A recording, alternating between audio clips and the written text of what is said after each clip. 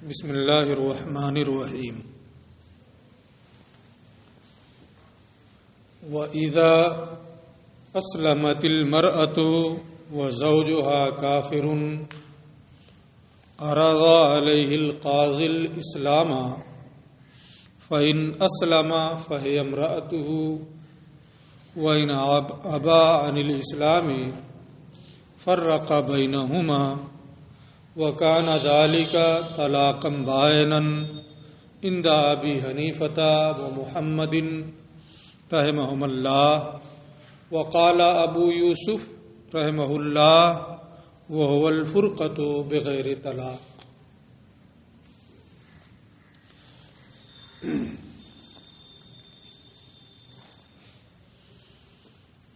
یہ فرماتے ہیں کہ جب عورت اسلام لے آئے، وَإِذَا أَسْلَمَتِ الْمَرْأَةُ، اور جب عورت اسلام لے آئے، وَزَوْجُهَا کافر، اور اس کا شوہر کافر ہے، تو ظاہر سی بات ہے اختلاف دین ہو گیا۔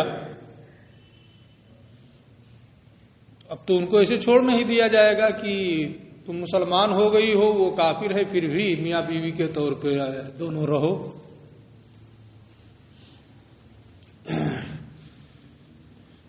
اس طرح سے جب نہیں چھوڑا جائے گا، اگر دارالاسلام ہے جہاں مسلمان کو قوت نفاذ حاصل ہے، قوت نفاذ یعنی اپنی بات جو قانون شرع ہے اس کو جاری کر سکتا ہے،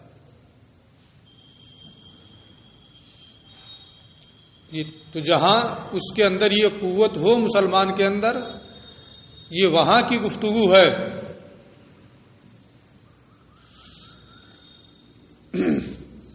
تو اب اگر یہ صورت پیش آ جائے اور مسلمانوں کو قوت نفاذ وہاں حاصل ہو تو کیا کیا جائے گا؟ یہ کہتے ہیں عرض علیہ القاضی الاسلام، قاضی جو ہوگا وہ اس شوہر پر اسلام پیش کرے گا، یعنی اس کے سامنے اسلام کی خوبیاں بتا کر کے اس سے کہے گا کہ اسلام لے آؤ۔ اب عرض اسلام ہو گیا، اس نے اسلام پیش کر دیا، دعوت دے دی اسلام لانے کی،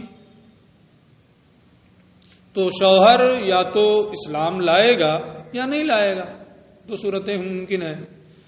یہ بتاتے ہیں فَإِنَ أَسْلَمَ فَهِيَ امْرَأَتُهُ، اگر قاضی نے اسلام پیش کیا اور وہ اسلام لے آیا، وہ کوئی بات نہیں ہے، جیسے پہلے دونوں میاں بیوی تھے آج بھی دونوں میاں بیوی رہیں گے،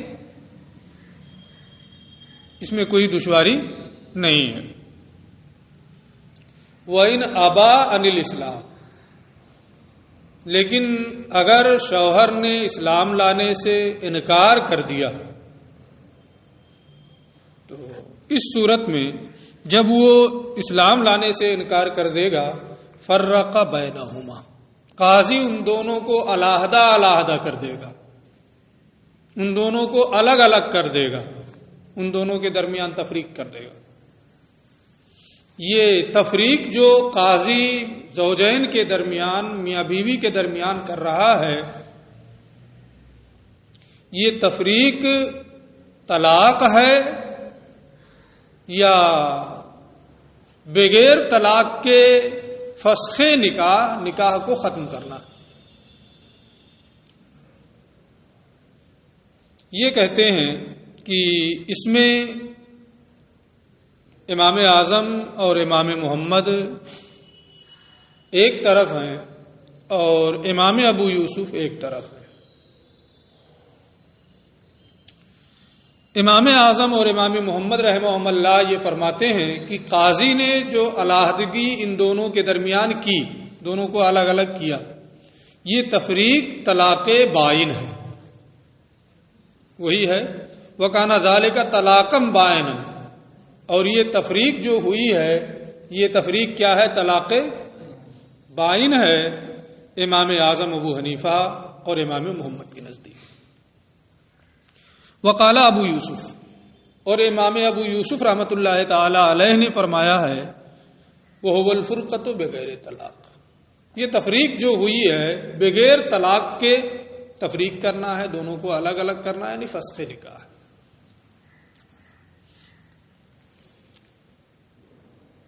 اس کی وجہ امام اعظم اور امام محمد یہ بیان فرماتے ہیں، انہوں نے یہ کہا کہ طلاق ہے، طلاق بائن۔ وجہ یہ ہے کہ یہاں جو صورت مسئلہ ہے، اس مسئلے میں شوہر کا نائب ہو کر کے شوہر کی طرف سے قاضی تفریق کر رہا ہے، کیونکہ عورت اسلام لے آئی ہے، شوہر ہی اسلام نہیں لایا ہے، اسی پر اسلام پیش کیا گیا، وہ اسلام لانے سے انکار کر رہا ہے، تو شوہر ہی کی طرف سے وہ تفریق کر رہا ہے، جدائیگی کر رہا ہے، تو اور طلاق دینے کا اختیار شوہر ہی کو ہوتا ہے۔ تو جب شوہر کی طرف سے ہو کر کے یہ تفریق کر رہا ہے، اس کے اسلام نہ لانے کی بنیاد پر تفریق کر رہا ہے، تو یہ تفریق کیا ہوگی؟ طلاق ہوگی، کیونکہ کمی اس کی جانب ہے جسے طلاق دینے کا اختیار ہے۔ ٹھیک ہے، امام ابو یوسف رحمۃ اللہ تعالی علیہ فرماتے ہیں کہ اس میں دونوں شریک ہیں، اور پہلے دونوں غیر مسلم تھے، بعد میں عورت اسلام لے آئی، وہ اسلام نہیں لایا، تو دونوں شریک ہیں، ہے نا، نکاح کے ختم کر ہونے میں دونوں شریک ہیں، اس لیے کسی ایک کی جانب نسبت کرتے ہوئے اسے طلاق نہیں کہا جائے گا، بلکہ یہ بغیر طلاق کے تفریق ہوگی۔ ٹھیک ہے، بات سمجھ میں آ گئی نا؟ اچھا، یہ مسئلہ پورا ہو گیا۔ یہ کہتے ہیں اگر اسی کے الٹا ہو جائے، اب تک یہ تھا کہ عورت اسلام لے آئی، شوہر پر عرض اسلام ہوا، اس نے انکار کر دیا، اسی کا الٹا ہو جائے، شوہر اسلام لے آئے، عورت انکار کر دے، تو ہمارے تمام ائمہ متفق ہیں کہ یہ طلاق بائن نہیں ہے، یہ تفریق طلاق بائن نہیں ہے، بلکہ بغیر طلاق کے تفریق ہے، دونوں کو الگ الگ کرنا ہے، فسخ نکاح ہے۔ کیوں ہوا ایسا، اس کو ہم بتائیں گے ابھی۔ دیکھیے، وَإِنْ أَسْلَمَ الزَّوْجُ، اور اگر شوہر اسلام لے آئے، وَتَحْتَهُ مَجُوسِيَّةٌ، اور اس کی بیوی مجوسیہ ہو، اس کے نیچے یعنی اس کے کندھے پر نہ بیٹھا ہو، یہ مطلب نہیں ہے کہ بیوی کے کندھے پہ بیٹھا ہے اور وہ اس کے نیچے ہے نا، یہ مطلب نہیں ہے۔ وَتَحْتَهُ مَجُوسِيَّةٌ، اور اس کی بیوی مجوسیہ ہو، تو جب شوہر اسلام لے آیا، بیوی مجوسیہ ہے، عرض علیہ الاسلام، تو قاضی بیوی پر اسلام پیش کرے گا۔ فَإِنْ أَسْلَمَتْ، اگر وہ اسلام لے آئے تو وہ اس کی بیوی ہے۔ وَإِنْ أَبَتْ، اور اگر وہ انکار کرے، فَرَّقَ الْقَاضِي بَيْنَهُمَا، تو قاضی ان دونوں کے درمیان تفریق کر دے گا، لیکن یہ تفریق وَلَمْ تَكُنِ الْفُرْقَةُ طَلَاقًا، یہ تفریق طلاق نہیں ہوگی، بغیر طلاق کے ختم کرنا ہوگا نکاح کو۔ یہ ہمارے تمام ائمہ کا اتفاق ہے، امام اعظم بھی یہی کہتے ہیں، امام محمد بھی یہی کہتے ہیں، امام ابو یوسف بھی یہی کہتے ہیں۔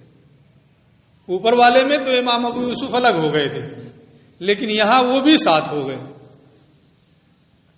ہے نا۔ مسئلے کے حکم میں تو سب برابر ہیں، لیکن وجہ الگ الگ بیان کرتے ہیں۔ امام ابو یوسف یہ وجہ بتاتے ہیں کہ یہاں بھی دونوں مشترک ہیں، اس لیے بغیر طلاق کے تفریق ہوگی۔ امام اعظم اور امام محمد یہ فرماتے ہیں کہ یہاں کمی عورت کی طرف سے ہے، وہ اسلام نہیں لائی، اور عورت کو طلاق دینے کا اختیار ہے نہیں، اس لیے اس کی طرف سے کمی ہے اور قاضی تفریق کر رہا ہے، تو یہ بغیر طلاق کے کیا ہوگی؟ تفریق ہوگی۔ تو حکم میں تو اتفاق ہے، ہے نا، لیکن حکم کی وجہ کیا ہے الگ الگ ہے. ٹھیک ہے، بات سمجھ میں آ جا رہی ہے نا بیٹا؟ ولم تکن الفرقۃ طلاقا، اور یہ تفریق طلاق نہیں ہوگی. اب اسی سے متعلق ایک دوسرا مسئلہ، تفریق ہو گئی تو یا تو یہ دخول کے بعد تفریق ہوگی یا قبل دخول تفریق ہوگی. جمع وتی کے بعد تفریق ہوگی یا وتی سے پہلے تفریق ہوگی. دخول کے بعد یعنی وتی کے بعد تفریق ہوگی یا وتی سے پہلے تفریق ہوگی. دونوں کا حکم ہے نا کیا ہے؟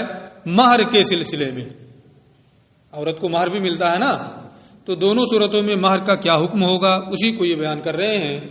فَإِنْ كَانَ قَدْ دَخَلَ بِهَا، اور اگر شوہر اس سے وتی کر چکا ہے، اس سے دخول کر چکا ہے، فَلَهَا كَمَالُ الْمَهْرِ، تو عورت کو پورا پورا مہر ملے گا، کیونکہ دخول کی وجہ سے مہر لازم ہو گیا، اور جب مہر لازم ہو گیا تو پورا پورا دینا پڑے گا.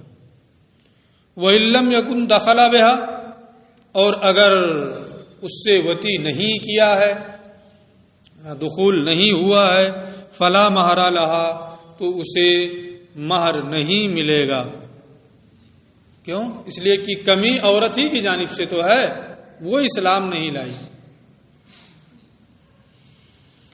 اور اگر دخول نہیں کیا ہے تو اس سے فلا مہر لها، تو اس کو مہر نہیں ملے گا، کچھ بھی نہیں ملے گا.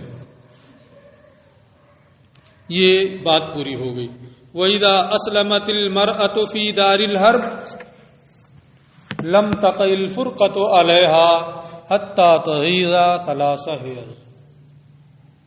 کوئی دار ایسا ہے جو دار الحرب ہے، وہاں مسلمانوں کو اپنے قانون پر کے نافذ کرنے کی صلاحیت نہیں ہے.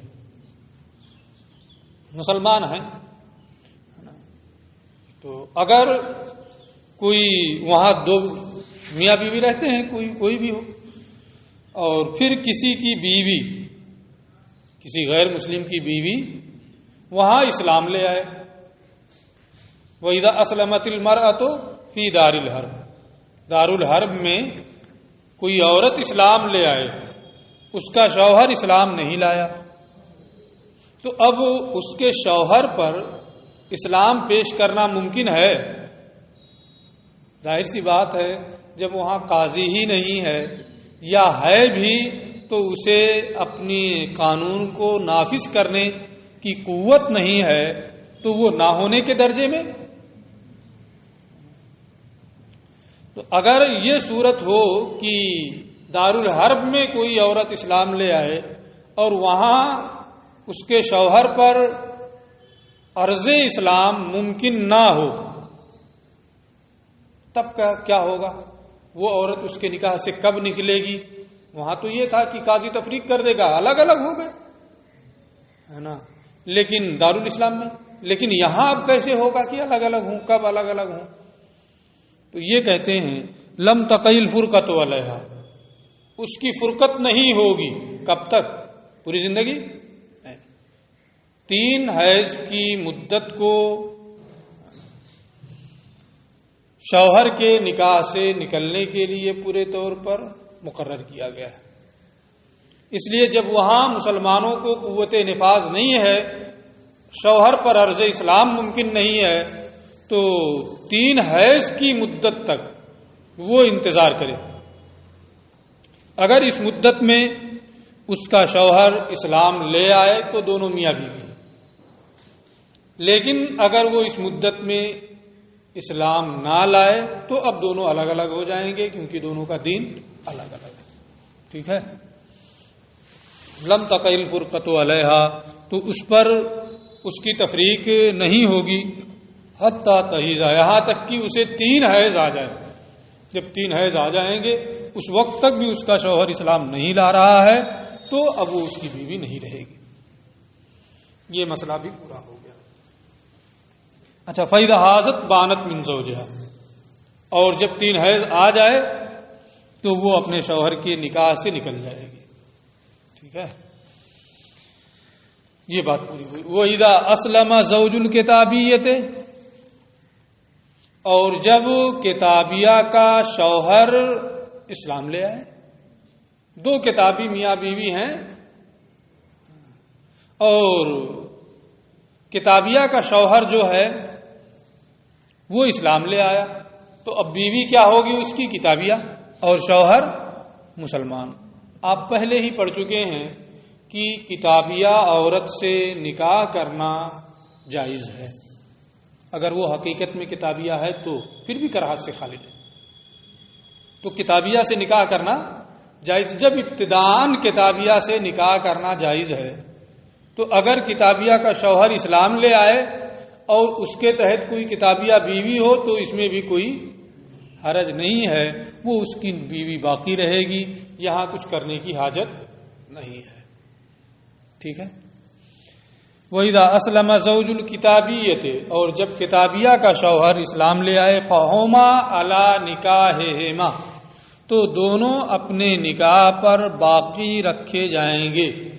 یعنی ان دونوں کا ابتداءً نکاح صحیح ہے تو باقی رہنے میں بھی بدرجہ اولا صحیح رہے گا. یہ ایک مسئلہ ہو گیا. پھر وَإِذَا خَرَجَ أَحَدُ الزَّوْجَيْنِ إِلَيْنَا مِنْ دَارِ الْحَرْبِ مُسْلِمًا وَقَعَتِ الْبَيْنُونَةُ بَيْنَهُمَا، اور جب میاں بیوی میں سے کوئی ایک، چاہے شوہر چاہے عورت، مسلمان ہو کر کے دار الحرب سے ہمارے پاس آ جائیں.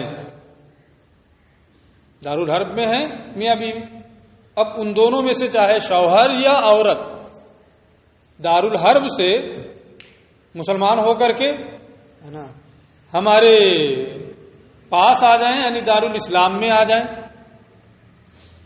وقعت البینونۃ بینہما، تو ان دونوں کے درمیان جدائی ہو جائے گی، نکاح ان دونوں کا ختم ہو جائے گا.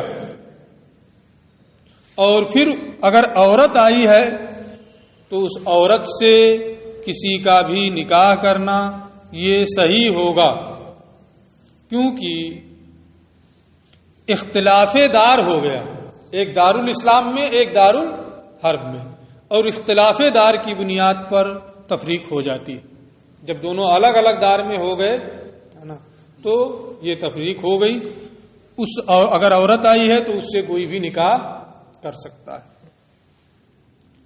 وَإِنْ صُبِيَ أَحَدُهُمَا،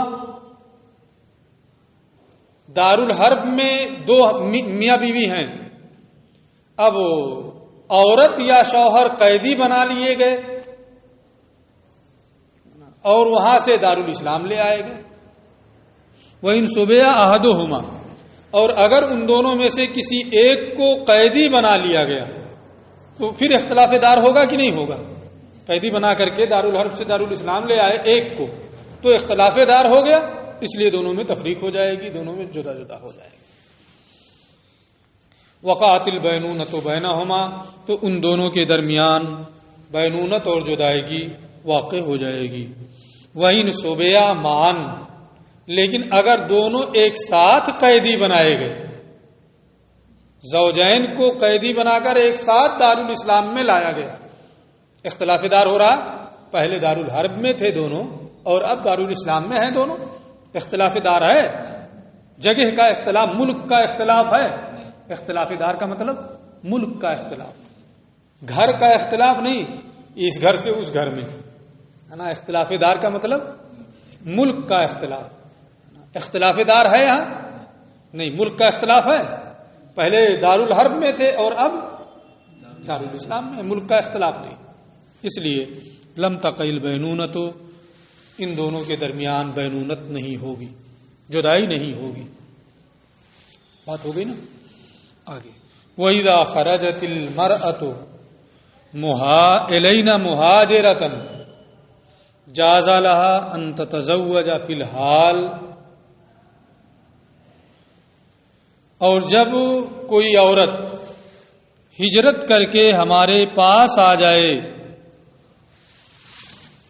ہجرت کر کے یعنی دارالحرب میں تھی، وہ ہجرت کر کے ہمارے پاس دارالاسلام میں آ گئی، مسلمان ہو گئی تھی، جاز لہا ان تتزوج فی الحال، تو اس کے لیے فوراً نکاح کرنا جائز ہے.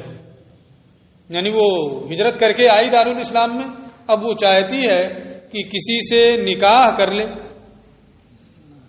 فوراً نکاح کر سکتی ہے، کچھ اسے مزید کرنے کی ضرورت نہیں ہے کہ عدت گزارے، ایسا کرے ویسا کرے، کچھ نہیں.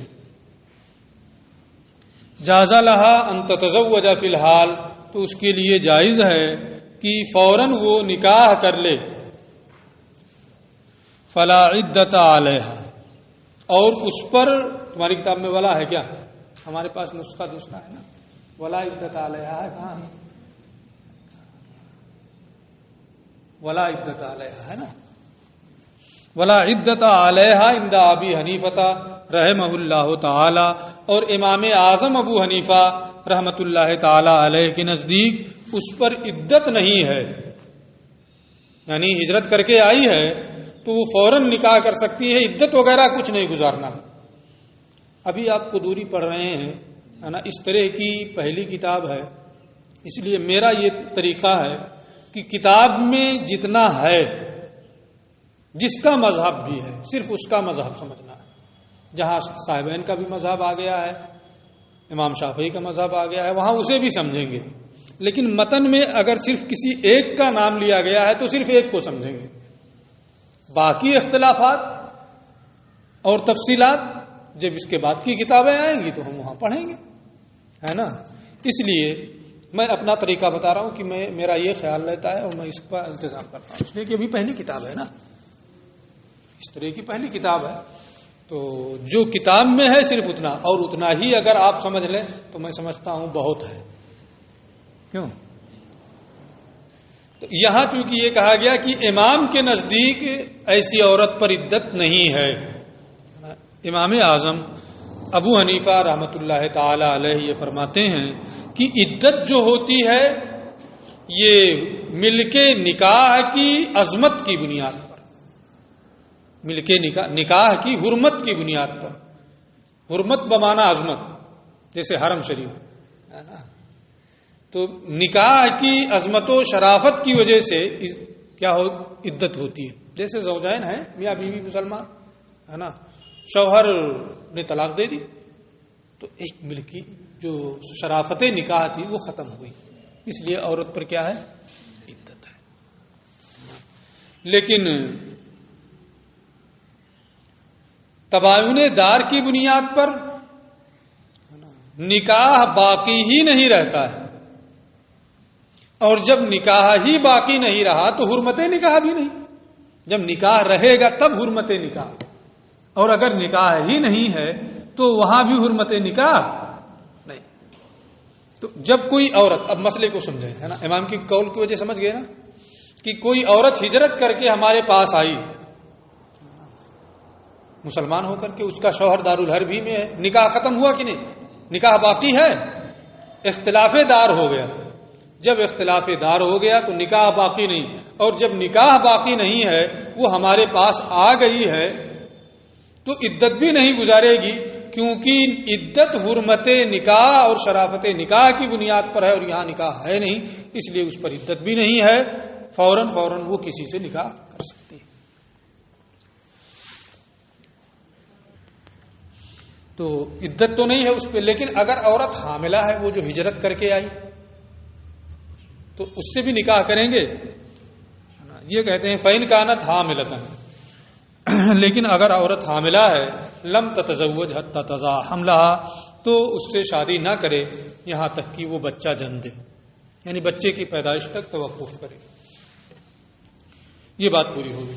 وَإِذَا ارْتَدَّ أَحَدُ الزَّوْجَيْنِ عَنِ الْإِسْلَامِ، اور جب زوجین میں سے کوئی ایک مرتد ہو جائے، مسلمان تھے دونوں پھر دونوں میں سے کوئی ایک، چاہے شوہر چاہے عورت،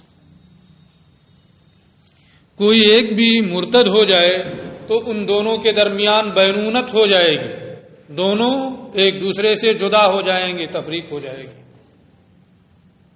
وَكَانَتِ الْفُرْقَةُ بَيْنَهُمَا بِغَيْرِ طلاق، اور ان دونوں کے درمیان تفریق بغیر طلاق کے ہوگی۔ یہاں بھی آپ غور کریں، یہاں بھی کیا ہے، کوئی ایک مرتد ہو گیا تو بینونت ہو جائے گی، تفریق ہوگی، اور یہ تفریق کیا ہے، بغیر طلاق کے۔ یہاں بھی ہمارے تمام ائمہ متفق ہیں۔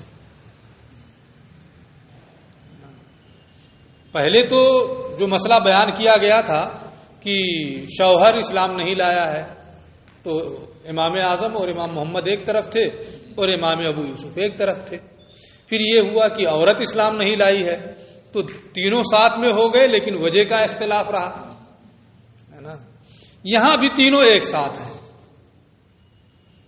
کہ مرتد ہو جائے کوئی ایک تو بھی تفریق ہوگی، لیکن یہ تفریق بغیر طلاق کے تفریق ہے۔ وجہ کیا ہے؟ تو اس میں تو امام محمد رحمۃ اللہ تعالی علیہ نے وہی بیان کیا ہے جو ان کے نزدیک ہے کہ کیا نام ہے،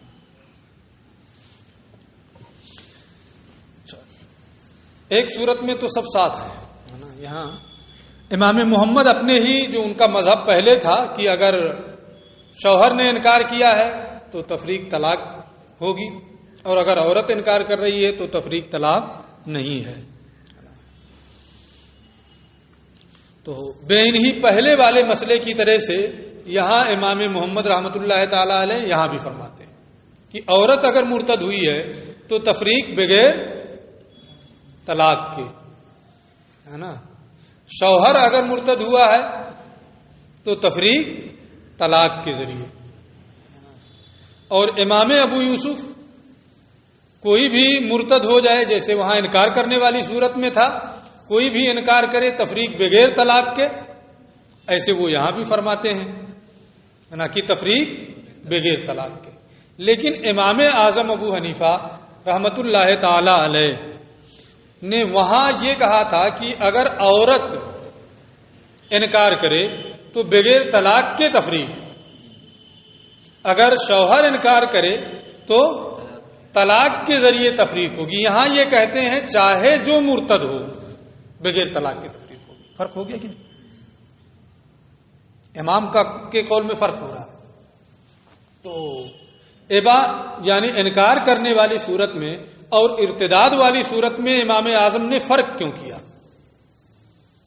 امام ابو یوسف بھی اپنے ہی قاعدے پر ہیں، امام محمد بھی اپنے ہی ضابطے پر ہیں، جو ابا والے میں وہی یہاں دونوں۔ لیکن امام اعظم ابو حنیفہ رحمۃ اللہ تعالی علیہ ابا والے مسئلے میں دوسری صورت اور ارتداد والی صورت میں دوسرا ہو۔ ایسا کیوں ہے؟ یہ اس کی وجہ یہ ہے کہ امام اعظم نے جو دونوں میں فرق کیا ہے کہ ارتداد منافی نکاح ہے۔ ارتداد کیا ہے؟ نکاح ختم ہو جائے گا۔ وہاں کیا تھا، ایک اسلام لے آئے، نکاح باقی ہے، اگر وہ بھی اسلام لے آئے تو دونوں میاں بیوی ہیں۔ لیکن ارتداد کیا ہے؟ نکاح منافی نکاح ہے، مرتد ہوا کہ نکاح ختم ہے نا۔ تو جب ارتداد یہ منافی نکاح ہے تو یہاں طلاق کیسے ہوگی؟ نکاح ہے ہی نہیں، مرتد ہو گئے تو اب نکاح ہے ہی نہیں۔ اب تفریق جو ہوگی تو جب نکاح رہے گا تب طلاق کی صورت میں تفریق ہوگی نا۔ یہاں تو نکاح ہی نہیں ہے، نکاح ختم ہو گیا ارتداد کی وجہ سے۔ اس لیے اس صورت میں بغیر طلاق کے تفریق امام اعظم کے نزدیک ہوگی، کیونکہ نکاح ہے ہی نہیں، ارتداد کی وجہ سے نکاح ختم ہو گیا، اور جب نکاح ختم ہو گیا تو طلاق تو نکاح کو ختم کرتا ہے، جب نکاح رہے گا تب طلاق کے ذریعے سے وہ ختم ہوگا، یہاں نکاح ہی نہیں، اس لیے طلاق کے ذریعے سے اس کا ختم ہونا ممکن ہی نہیں، ارتداد کے ذریعے سے وہ ختم ہو چکا ہے۔ ہے نا. اور جب ارتداد کی وجہ سے وہ ختم ہو چکا ہے تو اب طلاق کے ذریعے سے پھر ختم کرنا کیا مطلب ہے نا, بغیر طلاق کے تفریق ہے نا. سمجھ میں بات آ گئی. وکانت الفرقۃ بینہما بغیر طلاق, ان دونوں کے درمیان تفریق بغیر طلاق کے ہوگی. فإن كان الزوج هو المرتد, اب مہر کا حکم یہ بتا رہے ہیں. اگر مرتد شوہر ہوا ہے, وقد دخل بها, اور اس سے دخول کر چکا ہے, تو عورت کو پورا پورا مہر ملے گا, کیونکہ وہ اس سے فائدہ اٹھا چکا ہے. وإن لم يدخل بها, اور اگر اس سے دخول نہیں کیا ہے, فلها نصف المہر, تو عورت کو آدھا مہر ملے گا, کیونکہ یہاں عورت کی طرف سے کمی نہیں ہے.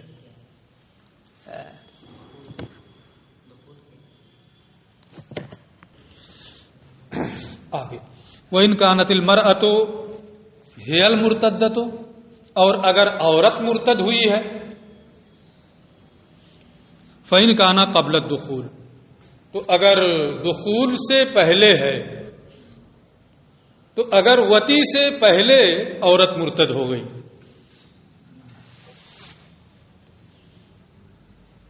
فلا مہر لہا, تو عورت کو مہر نہیں ملے گا, اس لیے کہ کمی عورت کی جانب سے ہے.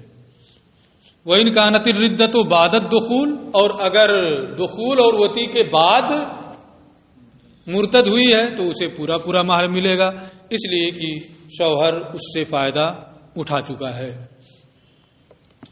وَإِنِ ارْتَدَّا مَعًا, اور اگر دونوں ایک ساتھ مرتد ہو جائیں, پھر ایک ساتھ اسلام لے آئیں, ثم أسلما معًا, تو دونوں نکاح پر باقی رہیں گے,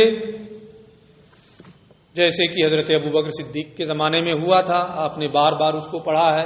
بہت سے لوگ منکرین زکوٰۃ کا انکار کر بیٹھے, عورتیں بھی شامل تھیں, مرد بھی شامل تھے. انکار زکوٰۃ کی بنیاد پر مرتد ہو گئے, اور چونکہ اس میں اول و آخر کا پتہ نہیں چل رہا تھا, کون پہلے مرتد ہوا, کون پھر اس کے بعد, کون پھر اس کے بعد, اس لیے یہ مانا گیا کہ سب ایک ساتھ مرتد ہوئے. اور جب سب ایک ساتھ مرتد ہوئے اور پھر سب مسلمان ہو گئے, تو کہیں نہیں یہ آتا ہے کہ پھر ان کو ایک دوسرے کا نکاح پڑھایا گیا کہ پھر سے نکاح پڑھاؤ. اس لیے اگر ایک ساتھ مرتد ہوئے, ایک ساتھ مسلمان ہو گئے, تو اپنے سابقہ نکاح پر وہ باقی رہیں گے. ولا يجوز ان يتزوج المرتد مسلمة ولا مرتدة ولا كافرة, اور مرتد کسی سے دنیا میں وہ نکاح نہیں کر سکتا ہے.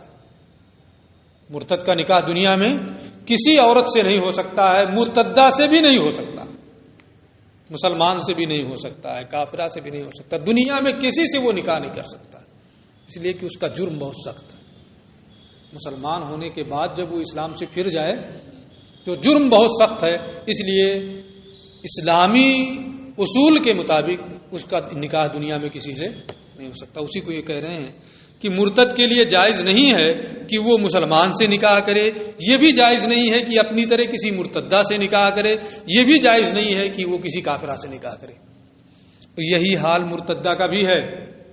عورت اگر مرتد ہو گئی ہے تو دنیا میں وہ کسی سے نکاح نہیں کر سکتی ہے, نہ کسی مسلمان سے, نہ کسی کافر سے, نہ اپنے جیسے کسی مرتد سے وہ نکاح کر سکتی ہے. وَكَذَلِكَ الْمُرْتَدَّ لَا يَتَزَوَّجُهَا مُسْلِمٌ وَلَا كَافِرٌ وَلَا مُرْتَدٌ. ٹھیک ہے, یہاں بات پوری ہو گئی اور ٹائم بھی میرے خیال سے قریب قریب پورا ہو گیا ہے. آگے کا درس کل.